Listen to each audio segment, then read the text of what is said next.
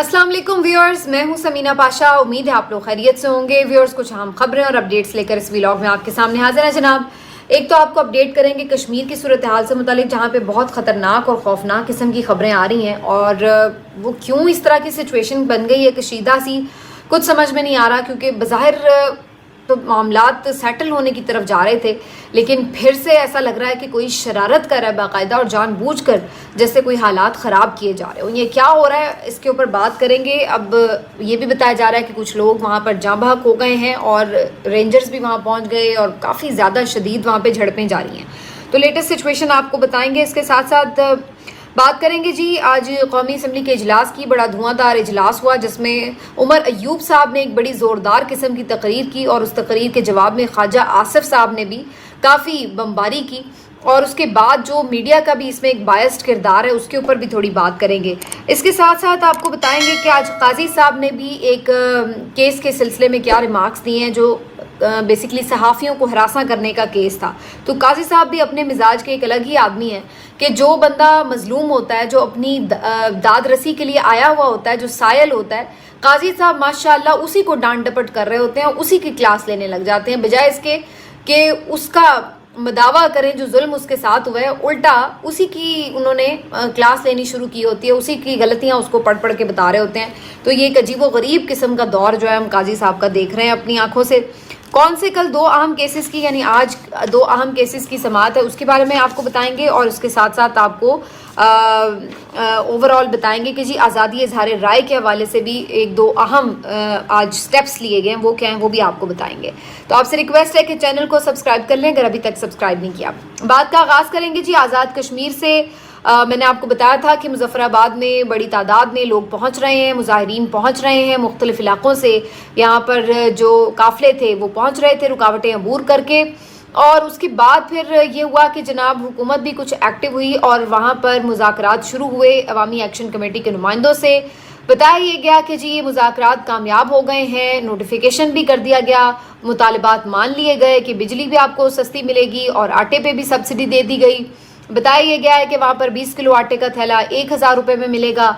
और बिजली के यूनिट के हवाले से भी तय कर दिया गया फार्मूला कि जो पहले 100 यूनिट इस्तेमाल होंगे वो 3 रुपये फ़ी यूनिट के हिसाब से, फिर उससे अगले जो 100 यूनिट हैं वो 5 रुपये फ़ी यूनिट के हिसाब से, और फिर उससे अगले जो 100 यूनिट हैं वो 7 रुपये या शायद 10 रुपये फ़ी यूनिट के हिसाब से उनका बिल बनाया जाएगा। तो ये तो बड़ा ही चीप है खैर जो इलेक्ट्रिसिटी उन्हें मिलेगी एज़ कम्पेयर टू पाकिस्तान, जहाँ पर इस वक्त हम तकरीबन 60 रुपये के फ़ी यूनिट बिल के ऊपर जो है वो जा चुके हैं तकरीबन।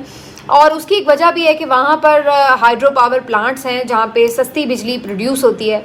और ये एक तयशुदा रूल बनाया गया था कि जिस सूबे में, जहाँ पर, जिस जगह पर आप कोई रिसोर्स यूज़ करेंगे तो वहाँ के लोगों का सबसे पहला हक होगा।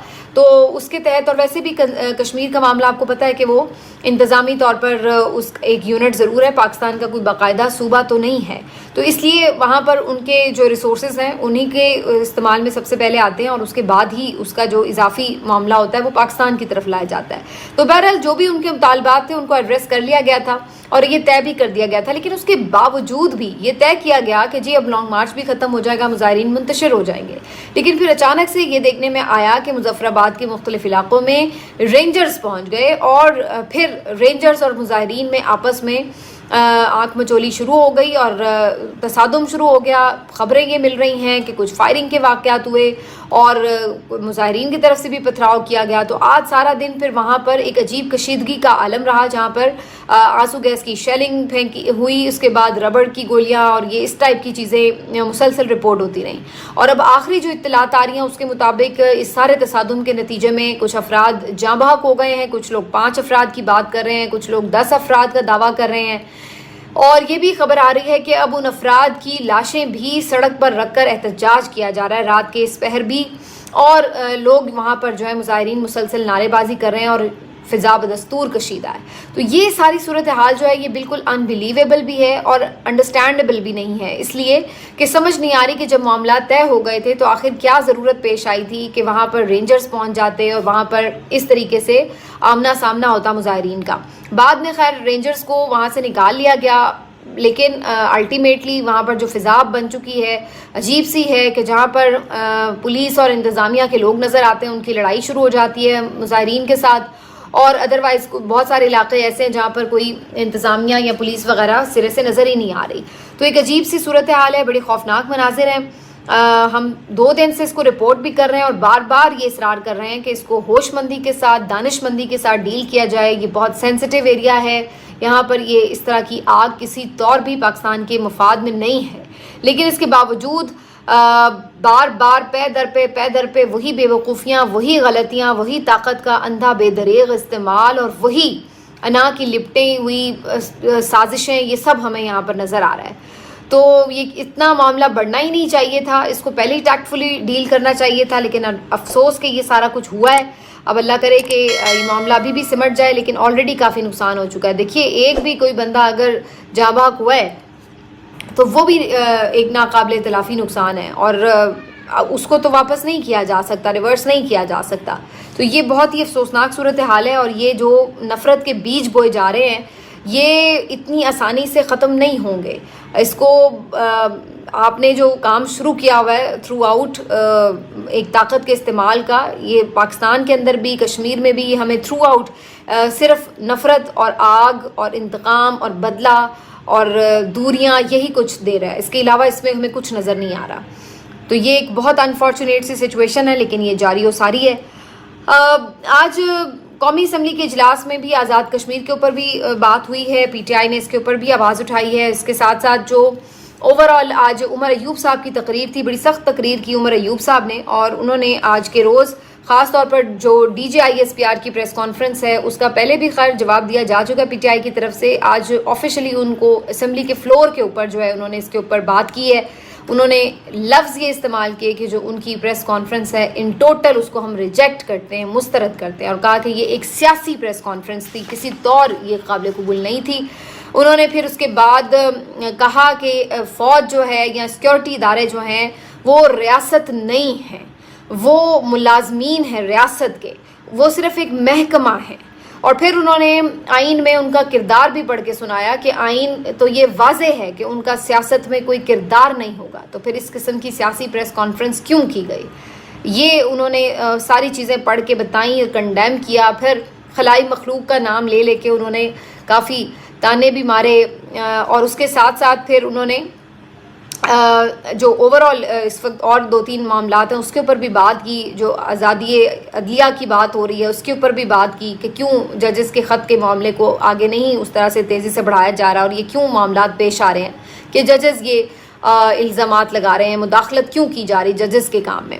اسی طریقے سے آزادی اظہار رائے کے حوالے سے، ٹویٹر کی بندش کے حوالے سے اس کو بھی کنڈیم کیا انہوں نے. جو پولیس نے، پنجاب پولیس نے ات چکی ہوئی ہے جس کو کہتے ہیں، تو اس کے اوپر بھی انہوں نے بات کی، اور انہیں حتیٰ کہ آئی جی پنجاب کو انہوں نے نون لیگ کا ٹاؤٹ کہا، جس پہ اسپیکر ایاز صادق صاحب نے کہا کہ جی حذف کر دیتے ہیں الفاظ. تو انہوں نے پھر کہا کہ چلیں پھر گلو بٹ استعمال کر لیتے ہیں. اور یہ بات آپ کو یاد ہوگا کافی دن پہلے میں نے اس پہ ٹویٹ بھی کیا تھا، اور میں نے اپنے ویلاگ میں بھی یہ بات کی تھی کہ جو پنجاب پولیس ہے وہ بالکل اس وقت ایسا بیہیو کر رہی ہے جیسے نون لیگ کا کوئی عسکری ونگ ہوتا ہے.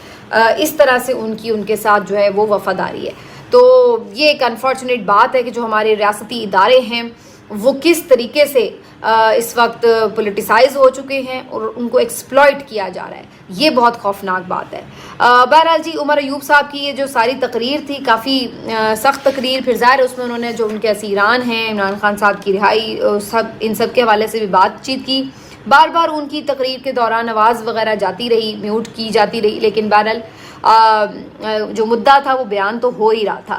اس کے جواب میں خواجہ آصف صاحب نے جی تقریر فرمائی، اور بڑے انہوں نے اپنی وفاداری بوٹ پالشنگ کرتے ہوئے یہ کہا کہ جی کمال ہے جی، عمر ایوب کا جو ایوب خان کا جو پوتا ہے وہ اب ہمیں آ کر جو ہے وہ آئین کے اوپر درس دے رہا ہے اور بتا رہا ہے کہ جی کس کا کیا کردار ہے. آپ کے تو اپنے جو دادا تھے فیلڈ مارشل ایوب خان، تو انہوں نے کیا کیا تھا اس آئین کے ساتھ. بڑے سخت الفاظ استعمال کیے خواجہ آصف نے کہ جی ان کو تو قبر سے نکال کر لٹکانا چاہیے. اور پھر اس کے بعد ایک جو انفارچونیٹ بات تھی، میں دیکھ رہی تھی کہ میڈیا کی بائسنس آپ چیک کریں کہ جیو نے اس معاملے پہ رپورٹ کرتے ہوئے جو خواجہ آصف کے الفاظ ہیں یا جو عمر ایوب صاحب کے الفاظ ہیں ان کے اوپر جو وہ اپنی بریکنگ ٹیمپلیٹ میں جو ٹیکسٹ لکھتے ہیں، وہ جو ڈبہ سا گھوم رہا ہوتا ہے اس کے اندر وہ کیا لکھ رہے ہیں جی اس میں کہ فیلڈ مارشل ایوب خان کے پوتے عمر ایوب نے آئین پڑھ کر سنا دیا، یا جی ریاست کے اداروں کو یہ کہہ دیا وہ کہہ۔ اب آپ اندازہ لگائیں، یعنی کہاں آپ سیدھا یہ بھی لکھ سکتے ہیں اپوزیشن لیڈر عمر ایوب صاحب، لیکن کہاں سے وہ کھینچ کے لائیں فیلڈ، یعنی یہ ان کا تانا جو تھا، چلیں وہ خواجہ آصف صاحب ماریں تو سمجھ میں آتا ہے کہ سیاسی مخالف ہیں وہ تو ایک دوسرے کو بولیں گے، جیو کا کیا کام ہے کہ وہ اٹھ کے تانے مار رہا ہے عمر ایوب کو۔ یہاں سے پتہ چلتی ہے ان کی 2 نمبریاں، اور یہاں سے پتہ چلتا ہے ان کا پروفیشنلزم۔ تو بہرحال اس کے اوپر جی ٹویٹر پہ بھی بڑی بحث چھڑ گئی، اور سب لوگ یہ بات کرنے لگے کہ عمر ایوب صاحب کے دادا نے کچھ کیا ہو، ان کے ابا نے کچھ کیا ہو، ان کے فیملی میں کسی اور نے کچھ کیا ہو، اس کے ذمہ دار عمر ایوب تو نہیں ہے۔ اگر ان کے دادا ایک ڈکٹیٹر تھے بھی تو یہ تو اچھی بات ہے، اس بات کو تو اپریشیٹ کرنا چاہیے کہ وہ آج تاریخ کی صحیح سمت پہ کھڑے ہیں، اور بلکہ ڈکٹیٹروں کو للکار رہے ہیں، ان کے سیاسی کردار کو غلط کہہ رہے ہیں۔ تو یہ تو انہیں اپریشیٹ کرنے کی بات ہے کہ حالانکہ وہ جس فیملی سے تھے انہیں تو ڈکٹیٹروں کے ساتھ کھڑے ہونا چاہیے تھا، لیکن آج وہ اگر ڈکٹیٹرز کے ظلم کو غلط کہہ رہے ہیں، اس کے خلاف آواز بلند کر رہے ہیں، تو یہ تو زیادہ اچھی بات ہے۔ لیکن الٹا یہاں پر تانے ہی نہیں ختم ہو رہے لوگوں کے، سارے ہی آ کے شروع ہو گئے سوشل میڈیا کے اوپر، نون لیگ کے رہنما اور جو مختلف لیگی صحافی بھی ہیں کہ جناب آج اللہ کی شان ہے جی، عمر ایوب یہ کہہ رہا ہے، عمر ایوب وہ کہہ رہا ہے۔ تو بھائی آپ عمر ایوب کو کس منہ سے تانے مار رہے ہیں؟ آپ نے تانے مارنے ہیں تو پھر خواجہ آصف صاحب کو بھی تو ماریے نا۔ ان کی تو پوری جو پارٹی ہے اس کی جس طرح سے نرشمنٹ ہوئی ہے، جس طرح سے نواز شریف صاحب کی نرشمنٹ ہوئی ہے پوری اس کی نرسری میں جی ایچ کیو کی، تو اس کے بارے میں پھر آپ کا کیا خیال ہے؟ پھر وہاں پہ بھی آپ یہی تانے ماریں۔ میں اپنے ذاتی اگر اپنے آپ کو خیالات کا اظہار کروں اس کے اوپر، تو میرا خیال ہے نہ تو پی ٹی آئی کو نون لیگ کو تانے مارنے چاہیے اس معاملے پر، نہ نون لیگ کو پی ٹی آئی کو مارنے چاہیے، نہ پیپلز پارٹی کو اس میں گھسنا چاہیے۔ اس کی وجہ کیا؟ اس کی وجہ یہ ہے کہ کبھی نہ کبھی کہیں نہ کہیں ان تمام جو سیاسی جماعتیں ہیں، ان کے جو لیڈرز ہیں، ان کو کہیں نہ کہیں اسٹیبلشمنٹ کی سپورٹ حاصل رہی ہے، کسی کو زیادہ، کسی کو کم، کسی کو بہت نرشمنٹ، کسی کو تھوڑی نرشمنٹ، لیکن سب اسی نرسری میں پروان چڑھی ہیں۔ اور صرف یہی نہیں، اور باقی جماعتوں کا بھی یہی حال ہے، ایم کیو ایم کو آپ لے لیں، جماعت اسلامی کو آپ لے لیں، اور کسی بھی جماعت کا نام لے لیں آپ۔ تو کہنے کا مقصد یہ ہے کہ جب آپ اس حمام میں سبھی ایک جیسے ہیں تو پھر ایک دوسرے کو تانے مارنے کی ضرورت کیا ہے؟ یہ تو پھر آپ نکال دینا، اس میں تو سارے ایک جیسے ہو گئے۔ تو اس لیے آج جو عمران خان کو بھی یہ تانے مار دیں گے جی 2018 میں آپ ان کے کندھے پہ چڑھ کے آئے تھے، بھائی یہ تانا مارتے ہوئے تھوڑا شرم کرو کہ اب آپ لوگ کس کے کندھے پہ چڑھے ہوئے ہو، کس کی گود میں بیٹھے ہوئے ہو۔ یا تو آپ بڑا عوام کے ووٹوں سے آئے ہوئے ہوتے تو پھر تو بات بھی تھی کہ آپ انہیں یہ تانا مارو گے جی دیکھیں ہم تو جینوئنلی جیت کے آئے ہیں، آپ تو 2018 میں RTS بٹھا کے آئے ہیں۔ آپ تو اب کیا کر رہے ہو؟ انہوں نے تو چلے جو کیا ماضی میں کیا، اب تو وہ پھر بھی کھڑے ہوئے ہیں، آپ کیا کر رہے ہیں؟ تو یہ ہمارے ہاں ایک بڑا آسان ٹرینڈ ہے کہ جو ماضی کے لوگ ہیں، ڈکٹیٹرز ہیں، ظالم جابر لوگ ہیں، ان کو گالم گلوچ کرو، ان کے ٹرائلز کی باتیں کرو، ان کی قبر کھدوا کے انہیں لٹکانے کی باتیں کر کے بڑے ہیرو بن جاؤ کہ جی ہم بڑے انقلابی ہیں۔ حاضر سروس کی بات کریں تو بات مانے کوئی کہ ہاں بھائی آپ کو اتنی آپ میں جرت ہے کہ آپ کسی کو للکار سکیں۔ تو جو سیاسی کردار کسی کا ہو، چاہے وہ ماضی میں ہے چاہے وہ حال میں ہے، اس کے اوپر تنقید بھی ہوگی، لیکن آپ صرف انقلابی بن رہے ہیں اسمبلی میں کھڑے ہو کر دوسرے کو تانے مارنے کے لیے اور اس کے دادا کے آپ تانے مارنے کے لیے، تو بھی آپ پھر اپنے گریبان میں تو پہلے جھانکیں نا۔ تو یہ ساری صورتحال، اور آج یہ جو بڑے فوج کے دفاع کرنے میں آگے آگے آئے ہوئے ہیں ڈیفینڈرز فوج کے، یہ خود کیا کیا تانے نہیں مارتے رہے۔ آپ نے 65 ہاری، آپ نے 71 ہاری، آپ نے ہڈیوں سے گوشت چھین لیا، آپ نے پھر نواز شریف صاحب کی سنیں، آپ نے چلتی حکومت گرائی، آپ نے یہ کیا، آپ نے وہ کیا، آپ نے سارا ملک کا نظام تلپٹ کر دیا۔ پھر آپ وہ جلسہ دیکھ لیں جس میں مریم نواز کے سامنے یہ جو دہشت گردی ہے اس کے پیچھے وردی ہے کنارے، تو یہ سب باتیں کیا لوگ بھول جائیں کہ آج آپ لوگوں کو فوج اس لیے اچھی لگ رہی ہے کیونکہ آج آپ خود گود میں بیٹھ گئے۔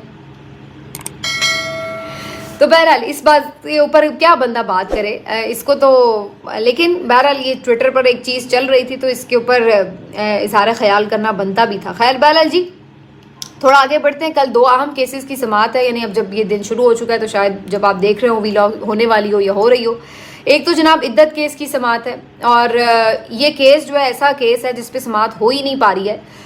کبھی وکیل بھاگ جاتے ہیں، مسلسل پہلے وکیل بھاگتے رہے، پھر وکیل آئے، مشکل سے سلمان اکرم راجہ صاحب نے دلائل دیے اپنے حق میں، تو اس کے بعد اب وکیل نے دلائل دینے تھے لیکن اس کے بعد وکیل نہیں آ رہے، پھر وکیل آنا شروع ہوئے، تو اب جناب جج صاحب پچھلی دفعہ چھٹی پہ چلے گئے، تو اب دعا ہے کہ جج صاحب آ جائیں تاکہ یہ کیس کسی طرف لگے.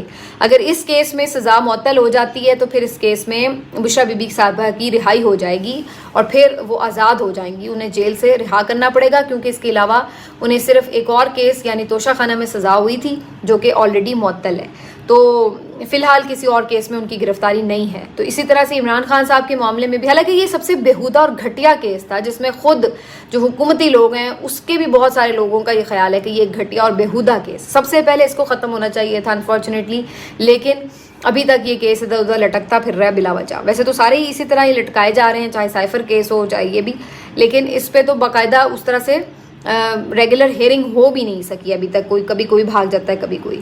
اور دوسرا جی نیب ترامیم کا جو کیس ہے جس کو عمران خان صاحب نے چیلنج کیا تھا، آپ کو یاد ہوگا جب یہ پی ڈی ایم کی حکومت بنی تھی تو انہوں نے اپنی مرضی سے کچھ نیب لاز میں ترامیم کر دی تھی اور اس کے تحت انہوں نے پھر اپنے سارے جو نیب کیسز تھے وہ خود ہی ختم کروا لیے تھے. تو عمران خان صاحب نے اس امر کو چیلنج کیا تھا، اب اس کیس کو بھی فکس کر دیا گیا سماعت کے لیے. اور انٹرسٹنگلی چونکہ عمران خان صاحب اس میں خود درخواست گزار ہے تو ان کو یہ حق حاصل ہے کہ وہ آ کر اس کی پروسیڈنگ دیکھ سکیں.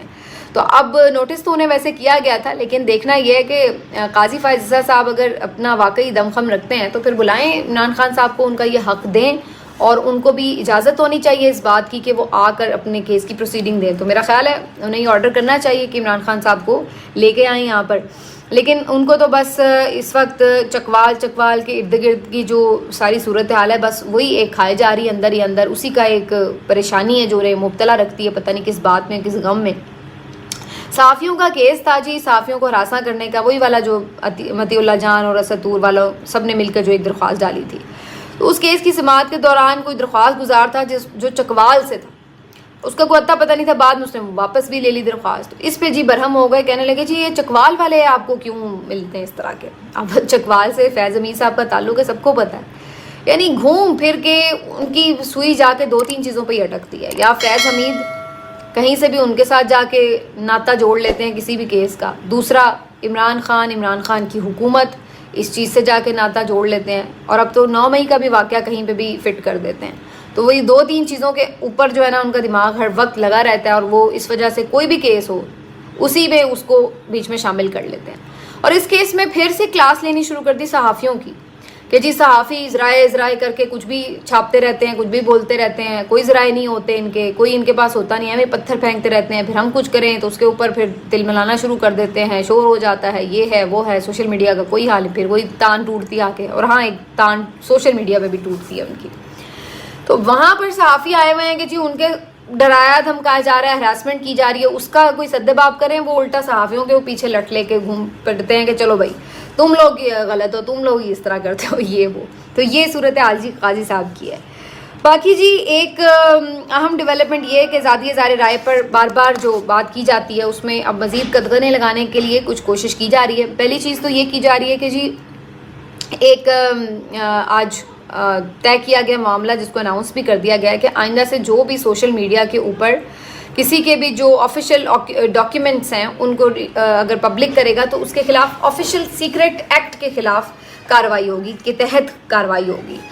تو اب پہلی بات تو یہ ہے کہ جو بھی کسی کے پرسنل ڈاکیومنٹس ہیں اس طرح کی جو چیز ہے جس کو آپ آفیشیل ایک وہ کہہ رہے ہیں، اب یہ کون طے کرے گا کہ کون سی چیز جو ہے وہ سیکیورٹی خدشات میں آتی ہے یا سیکیورٹی بریچ ہے، اس کو کون ڈیسائیڈ کرے گا. اب میرے پاس اگر کسی کیس سے متعلق کوئی چیز آئی ہے، اگر میں اس کو پبلک کر دیتی ہوں تو اب یہ کون ڈیسائیڈ کرے گا کہ اس سے واقعی کوئی سیکیورٹی بریچ ہو گئی ہے یا کیا ہے. تو قدغن تو لگا دی نا آپ نے، اور آپ نے اپنے ہاتھ میں ایک ہتھیار اٹھا لیا آفیشیل سیکرٹ ایکٹ کا کہ جناب جو کوئی بھی اس طرح کرے گا، اب آپ کو کسی کی بھی بات نہیں پسند، اب بھلے وہ کسی سیکیورٹی کو چیلنج ہو رہا ہے یا نہیں ہو رہا کسی قسم کی بھی سیکیورٹی، آپ تو اس کو اس نرغے میں لے آئیں گے کہ ہاں بھی ہو رہی ہے لہٰذا تم پہ آفیشیل سیکرٹ ایکٹ لگ رہا ہے. تو یہ ہے مطلب کون سے قومی راز ہیں جو کسی نے ٹویٹر پہ ڈال دیے ہیں، کون سا کوئی نیوکلیئر معاہدہ ہے جو کسی نے ٹویٹر پہ ڈال دیا ہے، کون سی ایسی کوئی सिक्योरिटी के नक्शे हैं या कोई प्लान्स हैं जो किसी ने ट्विटर पे डाल दिए हैं, वो तो ना किसी के पास दस्तरस होती है और ना ही कोई डालता है। आके तो सिर्फ यही एक दो चीज़ें होती हैं कि जी किसी के कोई करप्शन की दस्तावेजात हैं, इस तरह की चीज़ें यही होती हैं कि कोई लीक हो जाए। तो ये है कि किसी को बस करप्शन के ऊपर बोलने ना दो, कोई किसी के असासों से मुतालिक चीज़ें लीक ना कर सके, जो जितना मर्जी पैसा बना ले उसके ऊपर कोई बात ना हो सके। और अगर कोई अब उसके ऊपर बात करे या उसके मुतालिक कोई डॉक्यूमेंट सामने लेके आए तो आप कह दो कि जी ये तो ऑफिशियल सीक्रेट एक्ट की खिलाफ वर्जी हो गई, लिहाजा पकड़ो इसको अंदर करो। तो ये एक इन्होंने हथियार अपने हाथ में नया उठा लिया। और इसके साथ साथ आज पंजाब हुकूमत ने भी एक लॉ, जिसके ऊपर बड़ी देर से मरियम नवाज साहिबा काम कर रही थी, उनकी कोशिश थी जल्द अज जल्द लाया जाए, वो डेफेमेशन के लॉ के हवाले से था बेसिकली, लेकिन उसमें भी उन्होंने ये शिक डाली ज़रूर है कि जिसमें ये बात हो रही है कि जी जो लोग इस तरह से कोई बात करेंगे आज़ादी इज़हार राय के हवाले से जिससे कोई बराह रास्त मुतासर हो, उसके खिलाफ भी पीका के कानून के तहत कार्रवाई हो सके। बहरहाल अभी मैं इस पर ज़्यादा बात इसलिए नहीं करी कि ज़रा चीज़ सामने आ जाए कि क्या है, लॉ सामने आ जाए प्रॉपरली, फिर बात करेंगे। लेकिन खबर इंटरेस्टिंग ये है कि ये जो पूरा इन्होंने नई कानून साजी की है, इसका मुसव्विदा कमेटी में भिजवाया और सिर्फ 2 दिन उसको दिए कि भाई जल्दी कर और इसको मंजूर करके जो है वो आगे लेके आ, ताकि जल्द अज जल्द इसको नाफिज किया जा सके। तो ये इनकी फुर्तियाँ हैं। तो जो लोग भी जाली मैंडेट के साथ, ताकत के साथ आए होते हैं इक़्तिदार में, इनको यही इनसिक्योरिटीज़ होती हैं। इनको इनसिक्योरिटीज़ होती हैं कि सच सामने ना आ जाए, ये सच को फेस नहीं कर सकते, इसलिए ये उसको बंद करने के लिए हर एक हद तक जाते हैं।